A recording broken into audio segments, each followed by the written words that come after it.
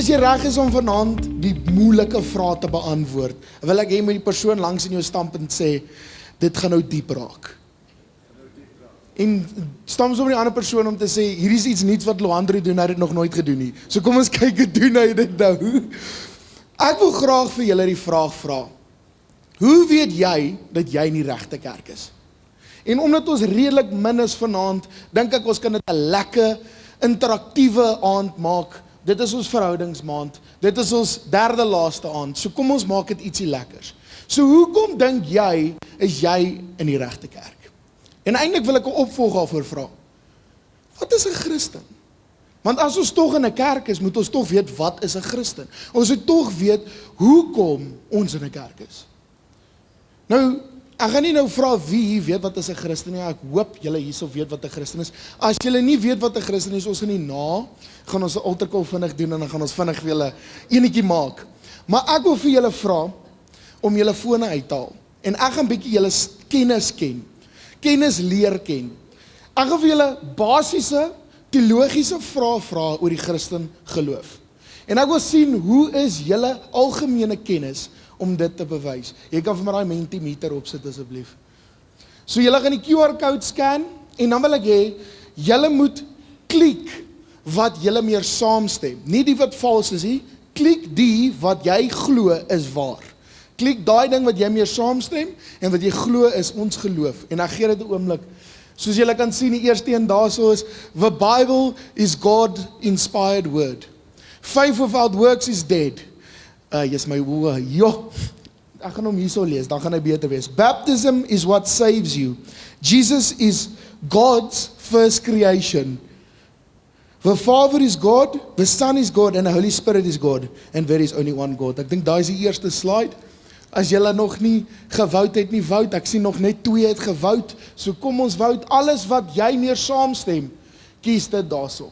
Nou gaan ons bietjie kyk wat is julle algemene kennis met Christen teologie. Ek het hierdie getoets op die jeug. Ek is bietjie verbaas met hoe goed hulle is. So kom ons kyk of julle hulle verby kan vat. Daar is hy. Ek sien 8 mense het gewout, nou 9. Sy, 13. Julian like die ding verskriklik daar, so ek weet dit is hy. As jy nog nie gescan het nie, scan. Ek sien ons nog 'n paar mense wat scan. Ek sien nou so ver groot stemme wat ons glo aan die Trinity. Ons glo aan God die Vader, God die Seun en God die Heilige Gees. Dis 'n mooi eerste stap daai. Dis mooi. Ons is 'n drie-enige God wat ons aan glo. God die Vader is nie God die Seun nie. God die Seun is nie God die Heilige Gees nie en God die Heilige Gees is nie God die Vader nie. Hulle is 3 verskillende mense en hulle is een God. Ons glo nie dat hulle vinnig in een aan ander mekaar kan inspring nie. OK. Kom ons gaan hierso in. Die eerste een. Well done, as jy vir die eerste een gewout het, jy is reg. The Bible is God's inspired word. Ons glo die Bybel is onkorrup, dit is waar, dit is die volle waarheid en niks daarvan is gebreek nie. Die kerk is Jesus se liggaam. Dit is reg, as jy daarmee gesaamgestem het, well done, want die Here sê ons in die Bybel, dat ons is die bruid van die Here, en die bruid is die liggaam van Christus. Nommer 3, baptism is what saves you. Ek is baie jammer as jy daar gewout het, maar dis verkeerd mense. Hoe gaan mense hemel toe? As jy met jou hart glo, en met jou mond getuig, tada, ons hoort nie daarin te hê nie. Ons hoort, dit is so lekker wees om net extra daarin te druk, net 'n extra assurance, maar ons kort om nie om hemel toe te gaan nie. Dan, Jesus is God se eerste creation. Raai wat? Hy is nie, want hy is God. So hoe het hy gecreate? Hy was nie gecreate nie, hy is nog altyd daar. Hy het nog altyd bestaan, hy gaan altyd bestaan, want hy is God. So hy kan nie gecreate wees nie, anders is hy nie God nie. Nommer 5, die Vader is God, soos ek nou gesê het, ons glo in die drie-enige God. En daar is only one God, die 2. Dan sê ons kan na die volgende slide toe gaan. Hou julle fone in. Nou is die volgende paar vrae. Hy raak nou bietjie moeiliker. Die eerste een is, Jesus stopped being God when he became human. Faith without works is dead. And works are what save us. A Christian is someone who believes Jesus existed. And demons believe that God exists. Wout gaga daar so, het julle uitgegaan? Ek dink vir my julle het uitgegaan. Daar is hy.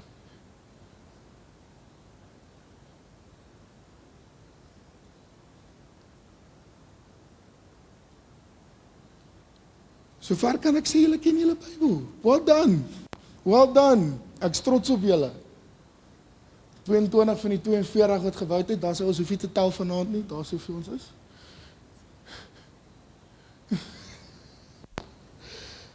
Ok, ek gaan so lang begin deurgaan. Jesus stopped being God when he became human. Dis die waar ons glo, hy was fully divine en fully human. Hy kon enige oomblik God gewees en hy was enige oomblik mens gewees. Hy het nie opgehou God wees nie, hy was nog steeds God gewees. Hy het nog steeds as God vir jou sondes dood gegaan. Dit sou bietjie minder beteken het as hy sy godskap bietjie agtergelaat het, maar hy het nog steeds as God vir jou dood gegaan vir jou sondes. So dit beteken vir my bietjie meer. The church is the body of Christ, soos ons gesê het, ja, dit is. Works are what saves us. Nee, ongelukkig nie mense. Ongelukkig nie, dit gaan oor ons geloof. Jy kan baie goeders doen, maar as jy nie op die ou ende geglo het aan God nie, gaan jy dit nie maak nie. A Christian is someone who believed Jesus existed. 57% mense het dit verkeerd gehad. 'n Christen is glo dat Jesus nog steeds lewe en sit aan die regterhand van God. Hy het nie geëxist nie, hy exist nog steeds. Hy lewe nog steeds, hy is nog steeds aan die oorwinning. Ateëste glo ek Jesus het geëxist, glo hy was net mens. Dan, demons believe that God is real. En dit is waar. Hulle weet die Bybel meer as wat ons die Bybel ken, want hulle val ons aan op dit. So ek is bly, ek hoop almal nou bietjie meer algemene kennis geleer van dit. Dit is fun, dit is ietsie niets om uit te gaan, en bietjie te gaan besonder, en ek hoop dit trigger julle om bietjie meer te gaan leer oor hierdie sekere vrae. Ons kan teruggaan na die slides toe. So ek vra julle weer, wat is 'n Christen? Ons het nou al hierdie kenmerke geleer oor waaraan die Christenteologie geheg is. Maar wat is 'n Christen?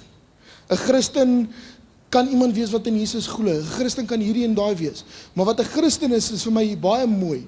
Dit is hierdie wat in Handelinge 11 vers 26 staan. En laat ek net vir julle sê, hierdie is die eerste keer wanneer ons Christene genoem word. Dit sê, hy het hom opgespoor en hom Antiochia gebring. Hulle was 'n hele jaar lank saam met die gemeente en het aansienlik skare opgerig. In Antiochia is die disippels vir die eerste keer Christene genoem. Hoekom was hulle Christene genoem? Hulle was nie Christene genoem omdat hulle geglo het aan Jesus nie. Hulle was nie Christene genoem het omdat hulle seker goed gedoen het nie. Hulle was Christene genoem omdat hulle soos Christus geleef het. Hulle was Christene genoem omdat hulle op daai stadium was hulle Joodse sekt.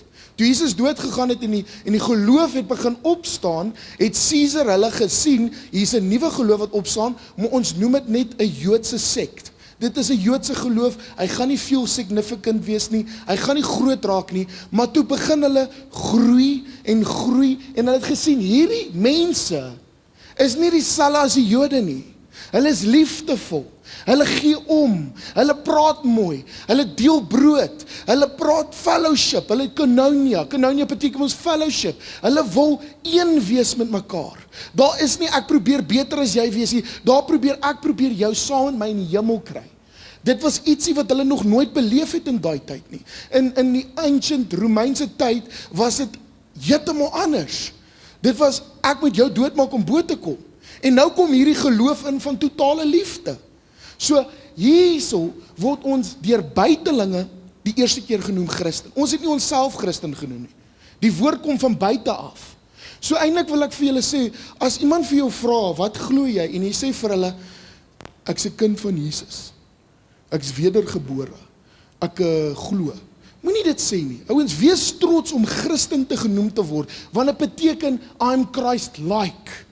Christian is to be like Christ. So hoekom streef ons nie om soos Christene te genoem te word nie? Dit moet die grootste eer en die grootste badges dat jy ronddra om die woord te hê, ek's 'n Christen. As mense vir jou vra in die strate, wat glo jy? Jy moet dit dra en sê, ek's 'n Christen. Nie, ek glo in Jesus nie. Dra daai soos 'n badge, because jy wil soos Christus wees. So nou weet ons wat's Christen, en ons weet ons almal moet streef daarvoor, maar hoe weet ons wat is die regte kerk? En eintlik, daar's soveel kerke in die Christen geloof. Hoe weet ek wat sien is wat? Hoekom is daar so baie kerke? Ek dink as ons gaan kyk, is daar oor die 1000 denominasies. En elke tweede dag is daar 'n nuwe denominasie. Daar is verskriklik baie denominasies. Maar hoe weet ek dat daai denominasie is op die regte pad, of is van die pad af? En ek wil vir julle hierdie vinnige ding leer wat ek gesien het. Ons ken die kontinent Afrika hierso. Hier is die kontinent Afrika. Ons almal, ek gaan nou Engels woord, want dit klink snaaks in Afrikaans, dit noem Afrikaan. Ons is nie Afrikaan nie, ons is African. Ons is hier in Suid-Afrika. Ons is Suid-Afrikaners, maar ons is ook African. Hier in Nigeria, hulle is Nigeriërs, maar raai wat, hulle is ook African. Hulle is almal op die kontinent van Afrika, hulle almal identifiseer as African die kontinent, maar hulle kulture is verskillend, hulle land is verskillend, hulle identiteit verskil 'n bietjie, maar hulle grondwerking is nog steeds ek's African. Nou hier is hoe dit werk in Christendom. Hier is ons Pinkster hieronder, hier is NG, daar is die Methodiste, daar is die Lutheryne, daar is die Calviniste, hier is die Gehervormde Kerk. Ons almal is op die kontinent van Christendom, maar ons is nie dieselfde as Nigerië nie. Ons praat nie dieselfde taal as Nigerië nie, maar ons glo nog steeds in Afrika. Ons glo nog steeds aan die grondwerk van Christendom. So is ons en NG en die Methodiste en die Lutheryne en al die ander kerke wat daar is, behalwe 'n paar, wat ons is die grondwerk is reg en ons is op dieselfde kontinent. Dis hoekom ons nie dieselfde is as die kerkie langs aan nie. Want ons kultuur is anders, ons praat 'n ander taal, maar ons grondwerk is nog steeds dieselfde. Ons kontinent is nog steeds dieselfde. Dis hoekom 'n pa die grootste hart het om nooit teen ander kerke te praat nie. Want jy praat teen jou kontinent. Jy praat nie teen jou kontinent. Ons werk saam. Almal sê Islam is 'n groot bedreiging. Weet jy hoekom? Hulle staan saam op daai kontinent. Hulle staan saam in hulle kontinent. Ons veg teen mekaar op hierdie kontinent. As ons saam staan, gaan ons die unshakableste ding wees op aarde. So ons is almal in een span, hou op sleg van die ander mense. Maar soos jy kan sien, daar is Madagaskar. Nou, hierdie vir my geleer in geografie, ek stem saam nie. Hulle sê Madagaskar is deel van Afrika. Daar's see, boys, daar. Hy is nie deel van die kontinent, daar is 'n groot gap daar tussenin. Ek kan nie daarin te loop nie. So hy vir my en my oë is hy nie deel van Afrika nie. So Madagaskar, ou kan nie vir my sê ek's African nie. Ek gaan jou nie glo nie. Jy's 'n seemens. Nou net so is daar mense op die Christen kontinent wat goeters gebreek het in die Christen geloof en hulle het weggeskuif van die kontinent af. Daar's 'n paar grootes wat regtig weggeskuif het wat jy nie meer Christen kan noem nie, want hulle het 'n paar van die grondwerkende reëls van Christendom gebreek. Ek gaan nou 2 of 3 noem. Die Mormone is 'n groot een. Wie hierso weet hoe die Mormone begin? Die Mormone het begin deur 'n ou Joseph Smith, nie prins nie. Joseph Smith was besoek deur 2 engele, of toe later sê hy dit was Jesus en God. Hy was besoek en hy was 'n nuwe revelation gegee. Hy was 'n nuwe boek gegee. En dan kom ons ook by Islam. Islam, baie keer het hulle die woord om te sê dat hulle ook is 'n afstammeling van Christendom. Wat het gebeur? Mohammed het in 'n grot gegaan en 'n engel het vir hom 'n hele boek van die Koran geoopbloot. Dit is 'n nuwe boek. Jehovah's Witnesses, wat het gebeur? Hulle het 'n nuwe boek geskryf. Hulle het 'n hele nuwe Bybel. Hulle het alles oorgedoen. Maar kan ek vir ietsie skryf wat Paulus in die Bybel gesê het? Paulus het ons gewaarsku daarvan. Hy sê hier in Galasiërs 1 vers 8 tot 9, maar selfs al sou ons 'n engel uit die hemel 'n evangelie aan julle verkondig in stryd met wat ons aan julle verkondig het. Dit is nou die gospel, dis Matteus, Markus, Lukas en Johannes. As dit teen stryd is met wat ons klaar vir jou verkondig het, laat hom vervloek wees. Soos ons van tevore gesê het, sê ons nou weer, as iemand aan julle evangelie verkondig, wat in stryd is met wat julle ontvang is, laat hom vervloek wees. Wat met die Mormone gebeur? Joseph Smith het 2 engele ontvang, wat heeltemal iets kontradiek, wat die Here en wat Paulus en wat Jesus en wat die disippels geskryf het. Dis 'n hele nuwe boek. Dis iets anders. Dit moet ons vervloek. Wat het Islam gedoen? Mohammed was aangeval deur 'n engel en hy het hierdie nuwe revelation gekry wat die Koran is. Hulle noem dit die Third Testament. Nou jy kry Old Testament, New Testament en hulle sê die Koran is die Third Testament. Hulle sê dit is 'n byvoegsel van Christendom. Dit is swak. Hierso waarsku Paulus ons dat as 'n engel kom en hy deel vir jou 'n nuwe evangelie, is dit van die duiwel. So dit is wat Madagaskar is. Dit is wat daai is. Dit is mense wat die grondwerkende reëls van Christendom gebreek het. Hoekom sê ek, hulle breek die grondwerking met daai vers? Glo ons dat die Bybel onkorrup is? Glo ons dat die Bybel 100% waar is? Daar's niks fout met die Bybel nie. Dit is deur die Here gegee. Dit is deur hom inspireer, deur 60 mense, 48 mense, ek weet nie, baie mense geïnspireer uit honderde jare uit mekaar uit om presies na mekaar aan te hou skryf sonder dat enige korrupsie na die Bybel plaasvind. Hoekom moet daar nog 'n Bybel wees? Hoekom moet daar nog 'n versie by wees? Jehovah's Witnesses is die Jehovah Bybel wat hulle goeders verander. Hoekom moet ons iets verander as die Bybel perfek is? So dit is 'n manier wat jy kan identifiseer dat jy op die regte pad is. Hierso John 1 verse 1 in Engels sê dit so mooi. In the beginning was the word and the word was with God and the word was God. Ek wil vir jou sê nou kerk, as jy nie glo dat die woord onkorrup is nie, glo jy nie aan God nie. Want die woord is God. God is die woord. Jesus is die woord, die weg en die lewe. Ons kan nie glo dat hy God is as ons nie glo dat sy woord waar is nie. So dit is hoekom ek sê, as jou grondwerking is, as jy in 'n kerk is, 'n nuwe boek skryf, en hulle sê, hier is die 3de Revelation, hier is die 3de Testament, jy is besig om Madagaskar te gaan. Om te trek. En daar's nog 'n ding, meer en meer kerke gedoen. As jy duidelike reëls in die Bybel staan of wat is sondes. Duidelike reëls in die Bybel staan daar, dat homoseksualiteit, dat adultery, dat molestering, kindergoeders, alle goeders is sonde. Dit is van die vyand af. As jy in kerk 'n gay couple trou, is jy besig om dit te promote.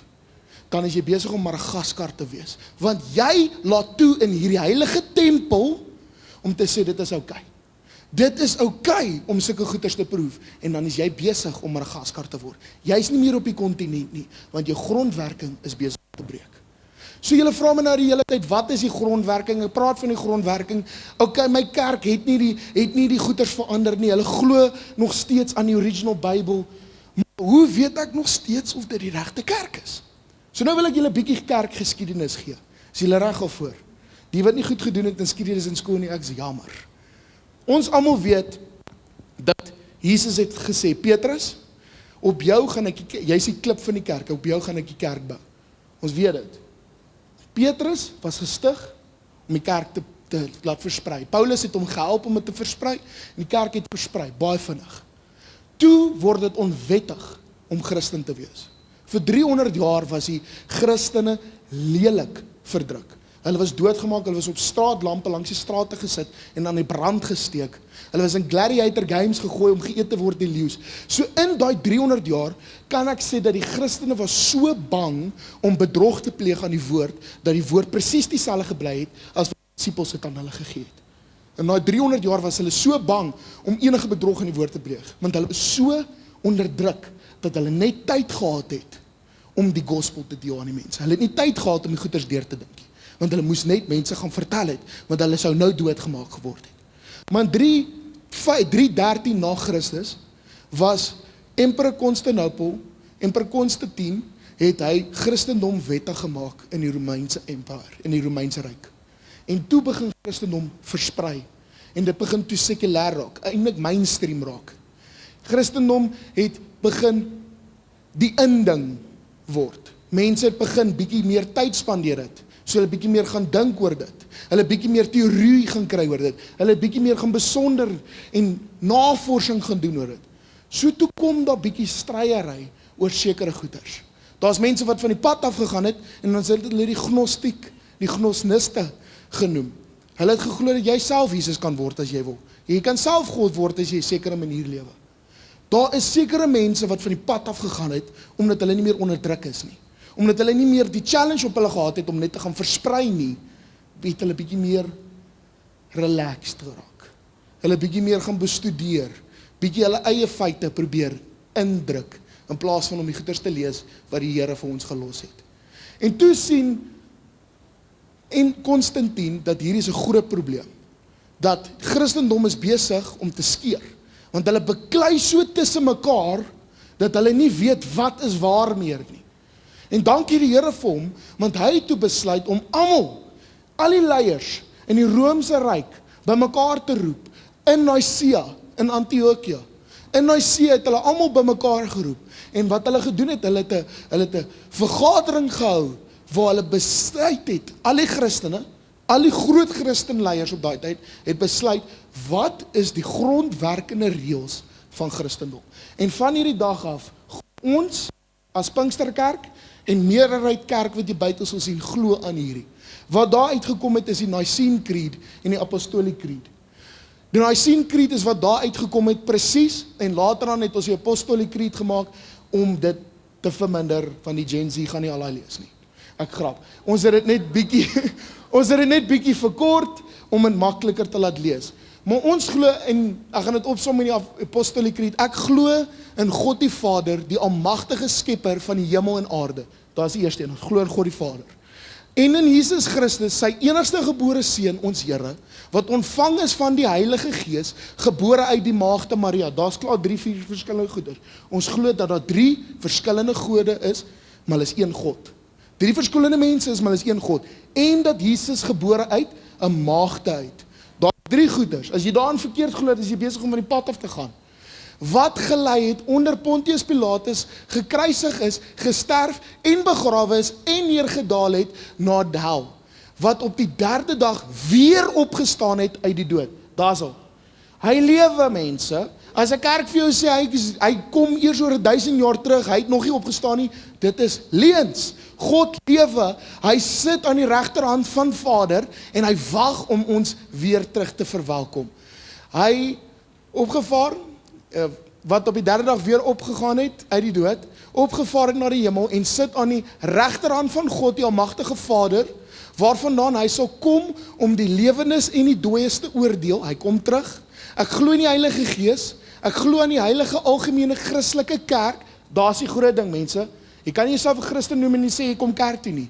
Ek glo aan die heilige algemene Christelike kerk. You cannot be Christian if you don't come to church. Die gemeenskap van die Heilige Gees, die vergewing van sondes, die opstanding van die liggame en die ewige lewe. As jy ooit wonder waaraan jy moet glo, of 'n kerk se waardes dieselfde as joune is, daai is die beste ding om te gaan lees. Gaan lees die Apostolic Creed, jy 'n foto daarvan neem 'n foto daarvan, kry dit tot hart. As jy ooit wonder of 'n kerk se waardes reg is, daar is jou grondwerk. Daar is wat vir jou sê of ek op die kontinent van Christendom is, of ek op die kontinent van Madagaskar is. Dit is wat vir jou gaan sê. Dit is hoe jy jou mense gaan sê, ek weet nie of jy in die regte kerk is nie.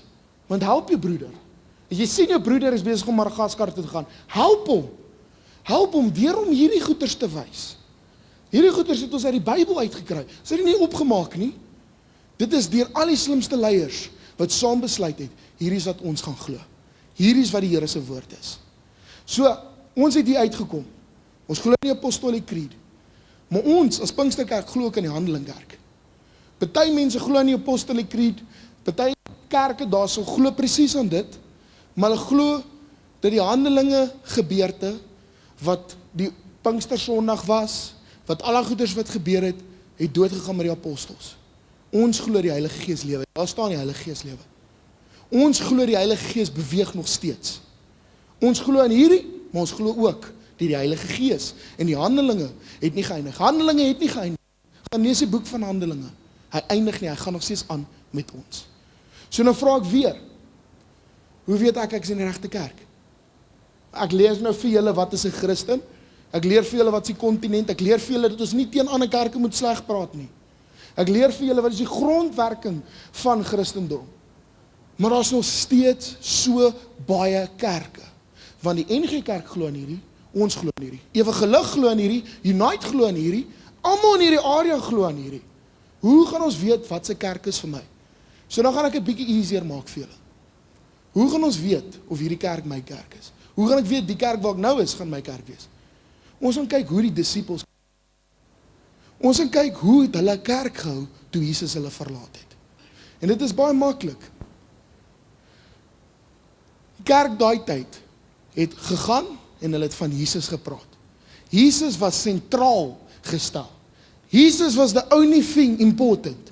Hulle het net oor hom gepraat. Hulle het net sy goeders versprei.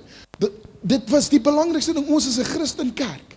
Ons moet Jesus sentraal maak in ons geloof. Hoe gaan jy weet of jy in die regte kerk is? As Jesus sentraal geplaas word in daai kerk. Nommer 2. Word die Bybel suiwer verkondig. Kerke deesdae is meer motivational speeches as enigiets anders. Meer goedjies my eie belewenis as wat God se belewenis is. Deel jou kerk steeds die woord suiwer, of verdraai hulle die woord om hulle eie goedjies in te kry. Dis goeders wat jy vir jouself moet vra. Onthou, om 'n kerk te soek, beteken dit gaan nie oor die gebou nie, dit gaan nie oor hoe goed die praise and worship is nie, dit gaan nie oor hoe bekend die pastoor is nie, gaan nie oor hoe goed die vibes is nie, dit gaan oor of hulle die goeders doen wat die disippels gedoen het, want die Jesus het vir die disippels gesê hoe om 'n sekere manier die kerk te bou, en as ons volg wat hulle gedoen het, met die grondwerking, is ons besig om op die regte pad te gaan. Nommer 3, word mense disipel gemaak. Ek wil net daai uitwys. Daar so, kyk daar. Maak disipels, maak verskil. As 'n kerk jou nie disipel nie, is hulle besig om teen God se grootste commandment te gaan. 28:19, Matthew 28:19. Go forth and make disciples of the world. Dit is God se grootste opdrag aan ons. As jy as kerk is, en jy kom net in week na week, week na week, week na week, en jy groei nie, jy word nie gedisipel nie, jy word nie gegleer nie, jy word nie bevorder nie, kan jy regtig sê dat jy is op 'n plek waar hulle disipels maak? Of is dit 'n one man show, ekskuus. Nommer 4, dra die kerk die vrug van Christus. Bedoelend, word mense genees? Kom mense tot herstel daar? Is dit 'n kerk wat ons 'n hospitaal kan noem? Kom families tot herstel daar? Sien ons die werke van die Here daar, of is dit net nog 'n plek waar ons by kuier? Of is dit net nog 'n entertainment show? Of is die vrug van Christus sigbaar in daai kerk? Nommer 5, is daar liefde? Ons het ons nou gehoor vandag, dat daar is church, dit is 'n real ding. Dit is nie ietsie wat ons onder die mat kan invee. Maar hoe gaan ons uitstaan oor daai pyn? Is deur om God se liefde te wys. Wanneer ons in God se liefde beweeg, gaan jy nie offense gee nie, en jy gaan nie offense teiken nie. Jy gaan op 'n ander level beweeg. Jy gaan liefde toon. Dis hoekom ek gesê het in die begin, wat is 'n Christen? 'n Christen is iets en iemand wat is soos Christus. Christus is die ultimate liefde. En as jy soos 'n Christen is, moet jy liefde wys. Jy moet nie in 'n koue plek inloop nie. Jy moet nie op 'n plek wees waar jy nie geliefd voel nie. Jy moet die liefde wees, as daai plek nie liefde het nie. Nommer 6, is die kerk oop vir die werke van die Heilige Gees, soos in die Nuwe Testament. Die werking van die Heilige Gees, Handelinge 2 vers 4, 1 Korintiërs 12. Tekens en wonders, gebeur dit in daai kerk? Ek dink nie dit het opgehou met die disippels nie. Dit moet nog steeds aangaan. Hoekom het dit met hulle opgehou? Hoekom maak het hulle so spesiaal dat dit met hulle geëindig het? Petrus is 'n visserman. Hy was 'n sondaar. Matteus is 'n tax collector. Hoekom het dit by hulle geëindig? Hoekom is dit nie nog steeds tot vandag vir ons almal beskikbaar nie? Daar eintlik by daai tekens en wonders waar dit eintlik gesê het, hulle het tekens, wonders en in tale gespreek. Hulle het in tale gespreek. Dit staan in die Bybel wat die eerste kerk gedoen het. En net ietsie buite gooi is, die eerste kerk, wat het die disippels gedoen in hulle vrye tyd? Hulle het in klein groepies bymekaar gekom en die Bybel bestudeer. Wat noem ons dit? 'n sel. Hulle het in klein groepies in huise, en toe hulle begin naderhand versoek word, het hulle in grotte ingeklim, maar hulle het in klein groepies bymekaar gekom en as broeders en suster die woord van die Here verkondig. Hulle het mekaar geleer, hulle het saam brood geneem. Fellowship is die belangrikste ding in Christendom. Dit sê oral in Handeling van fellowship, fellowship, fellowship, fellowship. Jy kan nie alleen Christen wees nie. Jy gaan sukkel. Jy gaan van die pad af gaan. Fellowship, fellowship, fellowship, fellowship. En nog 'n ding is, hulle het in klein groepies bymekaar gekom, maar wat het hulle ook gedoen? Hulle het in Tempelplein voor duisende mense gepreek. Hulle het die woord verkondig aan die nasies. Hulle het nie net in hulle selle gebrei nie, hulle het uitgegaan en die woord verkondig. Hulle het hulle self op 'n plek gesit waar hulle gestenig kan word, maar hulle het nog steeds die woord verkondig. Dit is wat die eerste kerk is. 'n Kerk vol liefde, 'n kerk vol wonders en tekens, 'n kerk waar daar gedisipel word, 'n kerk waar daar opgelei word, 'n kerk waar Jesus sentraal is, 'n kerk waar ons tot 'n next step toe gaan. As jy in 'n kerk is en jy lyk dieselfde hierdie jaar en volgende jaar en die jaar daarna, is jy nie in 'n kerk wat Jesus se roeping volg nie. Jy is besig om in 'n kerk te gaan wat mense se purpose besig om te gedruk te word, in plaas van die doel in die rigting van God. Mense wat siek is bid en God genees volgens sy wil. Dit het soveel keer gebeur in Handelinge. Ek het nie een keer gelees dat Paulus na 'n kerk toe gegaan het en niks het gebeur nie. Paulus het in 'n kerk gekom, hy het siekes genees, hy het hulle vertel van die woord van die Here, hy het mense opgelei, hy het in tale gepraat, soveel keer in Handelinge staan daar, hulle het in tale gepraat, wat mense nie kon verstaan nie, hemelse tale, en hulle die woord van die Here verkondig. As jou kerk hier bly, en dit gaan nie daar nie, is jy in 'n verkeerde kerk. As jou kerk toe is, en nie oop is om mense buite te gaan haal nie, is jy besig om die verkeerde ding te doen. Ons opdrag is, maak disippels. Ons opdrag is, Matteus 28 vers 19. En ons moet dit op ons harte hê. So ek vra vir jou weer vanaand. Ek het nou vir jou alles gegee wat ek moontlik kon gee, sonder om te diep teologies te gaan. Jy weet nou wat is 'n Christen. Jy weet nou wat is die kontinent. Jy weet nou basiese teologiese vrae. Jy ken die grondwerking van Christendom. Jy weet wat is waar ons glo. En nou weet jy waar die disippels geglo het. Hoe weet jy of jy in die regte kerk is? Kan jy vandag daai keuse maak om te sê, die kerk waarin ek nou is die kerk wat hierdie goed volg? Of dalk moet jy 'n change maak? Of dalk moet jy bietjie gaan dink oor waar is jou familie in 'n kerk. Want ek het hier vir julle uitgewys wat Jesus se volgelinge gedoen het. Wat disippels wat hy hand aan hand geleer het, gedoen het. En ek hoop dit bring vir julle daai rustigheid om te sê dat my kerk tik hierdie goed af. My kerk is besig om 'n pad te gaan, want op 'n stadium in my lewe toe ek Christen geword het ek gewonder, is ek regtig in die regte kerk? Is hierdie die kerk waarop Jesus sou trots gewees het as hy gaan terugkom om ons te kom haal?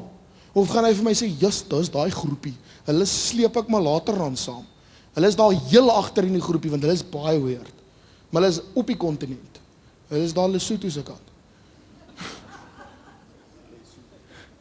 So, wat is die hoof ding wat ek hier vir jou wil sê is? En ek dink dit sluit so baie aan met pastoor Lorenz se ding van vanoggend. Kerk kan jy nie alleen doen nie. Jy kan nie Christen wees en alleen wees nie. Jy moet 'n kerk hê. Jy moet by 'n plek kom waar jy fellowship het. Jy moet by 'n plek kom waar jy saam met mense kan groei. Ons doen dit nie alleen nie, ons doen dit saam. Ons leer saam, ons beweeg saam. Maar hier is ons basiese riglyne vir jou om te sê, is ek besig om in die regte kerk te wandel? Is ek besig om myself in die regte kerk te skep? En as jy is, great. En ek dank julle, en kom ons gaan vorentoe. Maar ek dink hier's 'n paar mense wat moet gesit, as hulle besoekers is, of waar ook al, is hierdie, wanneer jy kyk, en sê ek is veilig, en ek is tuis. Want as jy op 'n plek kom waar jy voel jy is tuis, wil ek vir julle die challenge gee, nou is dit tyd om te beweeg. Want ek het nou julle almal gerusstelling gegee. Jokes, nou moet julle almal werk. Nou moet julle almal Matteus 28 vers 19 uitleef. Want nou weet julle, waar julle is waar God wil hê julle moet wees. Ons is sentraal 'n Christenkerk. En ons is 'n Pinksterkerk, is ons nie? Het ons nie lewe nie? Is ons nie aan die brand nie? Dan hoe lyk dit so dood? Kom ons beweeg vir die Here. Mackie, ek dink is tyd. Sal jy kom? Ek wil hierdie ding doen. Ons almal leer oor die diep goeters. Ek het vir julle gesê ek gaan 'n diep aand wees. Maar ek wil julle aan die brand steek om te sê, ek het daai gerusstelling en weet dat ek is in die regte kerk. Ek is waar ek moet wees. So nou weet ek dat my rug is gecover. My teologie is reg en nou kan ek beweeg. Want jy gaan nie jouself dubbel dink nie. Jy gaan nie daar buite kom en dink, gaan hulle my om 'n omkant vang, want ek is in die verkeerde plek nie. Jy weet jy's nou gevestig, jy weet jy het 'n familie agter jou, jy weet jy's gelief, jy weet jy's gevestig in God se woord, jy weet jy's gevestig in God se grondwerking. Nou kan ek gaan en disippels maak. Want dit is die doel van die kerk. Ons is nie die doel van die kerk om hier te bly nie. Ons het die doel van die kerk om uit te gaan en disippels te maak. Julle kan vir my staan asseblief.